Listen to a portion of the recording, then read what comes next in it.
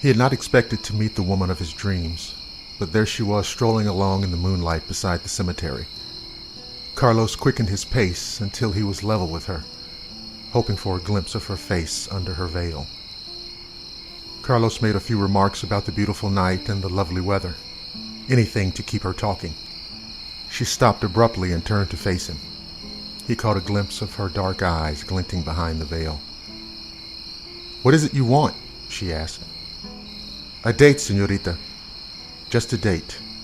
Carlos beamed at her. She paused and said, "I do not know. Ask me again in this place at this time tomorrow night, and we shall see." Carlos' heart leapt in his chest. So was she playing hard to get? Well, fair enough. He would see her tomorrow, and then she would fall into his arms. The next day dragged by for the infatuated Carlos, and he had trouble concentrating on his work. But at last he was free and running the few blocks to his home to change into a suitable outfit. He could barely contain himself, and he reached the cemetery a few minutes early. She was not there yet, so Carlos entertained himself by picturing his beautiful bride in their new home.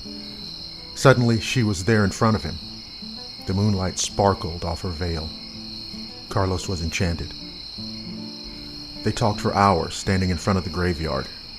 She was as witty as she was beautiful, and Carlos begged her for a date. "We will go out tomorrow night," she said. "I will send you a letter with the place and time." Carlos kissed her hand and floated away, so happy he wanted to sing for joy. Carlos was absolutely useless at work the next day. After work, he rushed home and found a letter in his mailbox. Eagerly he read it, not pausing to wonder how she knew where he lived. Then he ran next door to show it to Diego, his closest cousin.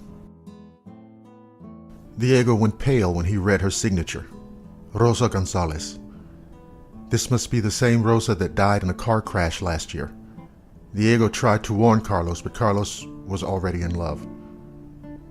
That night, as Carlos hurried to the cemetery, Diego followed, certain that his cousin was in over his head.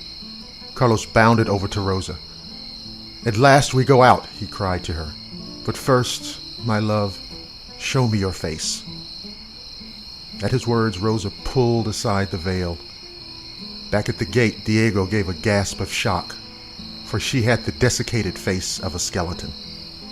He was frozen to the spot by the power of the evil specter, unable to warn Carlos. Looking down, Carlos only saw the glamour the ghost was projecting. As the skeleton's withered arms trapped him, the veil on his eyes was lifted, and he realized in one heart-stopping moment the abomination he was kissing. The ground opened up, and with a laugh of triumph, the specter pulled him down and down into her tomb. The earth closed over Carlos and Rosa.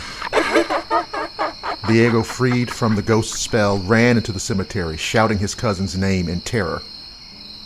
But it was too late. Carlos was dead, locked for all time in Rosa's arms.